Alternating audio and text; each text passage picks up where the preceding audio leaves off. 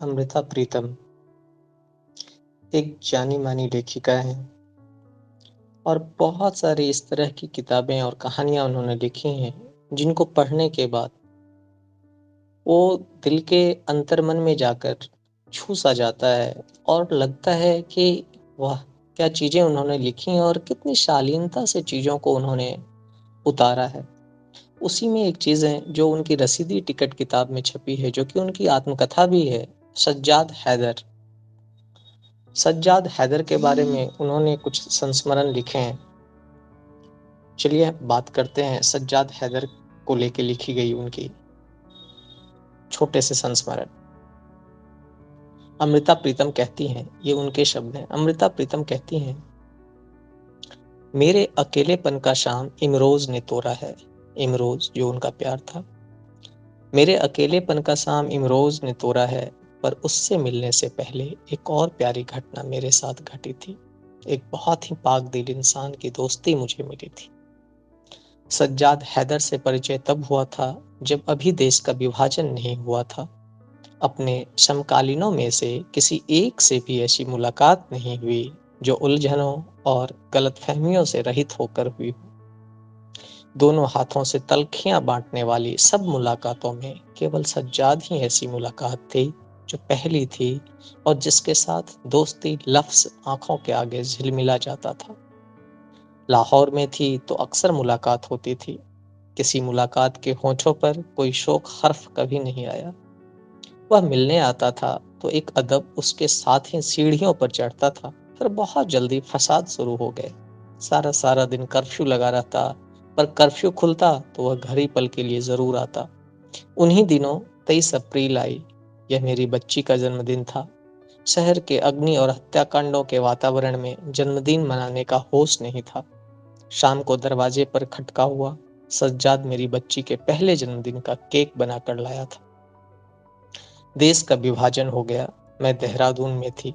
सज्जाद के खत बराबर आते थे। उन्हीं दिनों मेरे लड़का हुआ था और लाहौर में सज्जाद के घर भी बेटा। मैंने अपने लड़के का नाम नवराज चुना और सज्जाद ने मेरे बच्चे के नाम पर अपने बच्चे का नाम नवी रखा। हमने तस्वीरों के जरिए बच्चे को देखा। फिर मेरे बेटे को बुखार आने लगा। कई दिन हो गए तो मैं घबरा गई। सज्जाद के खत का जवाब दिया तो बुखार के बारे में लिख गई। वापसी डाक से जो खत आया वह मेरे जहन में अब तक उठरा हुआ है। अब तक लिखा था, मैं सारी रात खुदा के आगे दुआ करता रहा कि तुम्हारा बच्चा राजी हो जाए।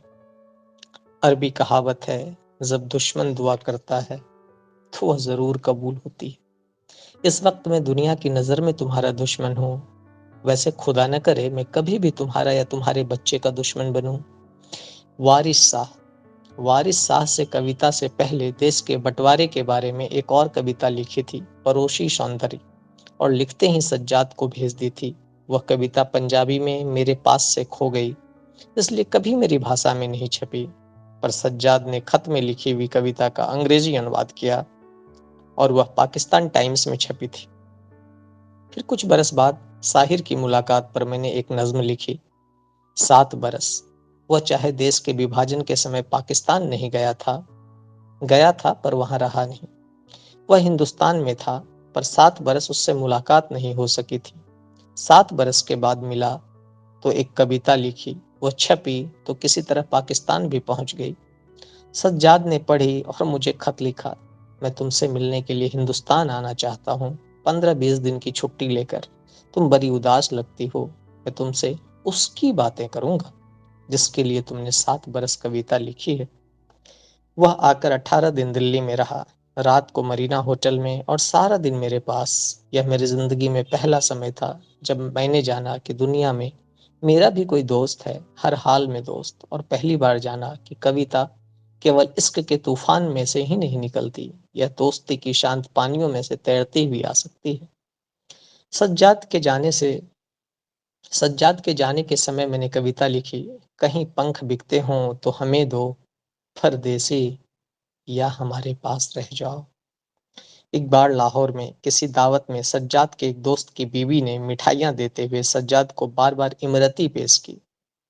सज्जाद ने एक दो बार तो हंसकर टाल दिया, पर फिर संजीदा होकर बोला, भाभी, तुमने उसके नाम को लेकर आज मुझसे मजाक किया है, फिर कभी न करना। तुम्हें नहीं मालूम, मेरी मोहब्बत में उसके लिए परस्तिश भी शामिल है। उसकी हसीन रूह की एक और घटना याद आ रही है। हम कनॉट प्लेस से घर आए थे स्कूटर में। स्कूटर वाले ने कुछ ज्यादा ही पैसे मांगे। मैंने उससे पैसों के बारे में कुछ कह रही थी कि सज्जाद ने जल्दी से जितने पैसे उसने मांगे थे उतने उसे थमा दिए और उसके जाने के बाद मुझसे कहा, ये जितने भी लोग पाकिस्तान से उजड़ कर आए हैं, मुझे लगता है मैं सबका कुछ न कुछ देनदार हूँ। काश इस मनुष्य की रूह से सारी दुनिया की राजनीति अगर बहुत नहीं तो थोड़ा सा ही सौंदर्य मांग लेती। फिर राजनीतियों के कर्म के दोनों देशों में चिट्ठी पत्री बंद हो गई। जिन वर्षों में मैं बड़ी मुश्किल हालत से गुजर रही थी, बड़ी अकेली थी, सज्जाद का खत भी मेरे साथ नहीं था। उन दिनों कई महीने तक एक साइकियाट्रिस्ट के इलाज में रही थी। उसके कहने पर उसके लिए जो अपनी परेशानियां और सपने लिखे थे, वही फिर काला गुलाब किताब में छपे थे। फिर इमरोज मेरी जिंदगी में आया। दोनों देशों में कुछ समय के लिए चिट्ठी पत्री भी खुली। फिर मैंने और इमरोज ने सज्जाद को खत लिखा।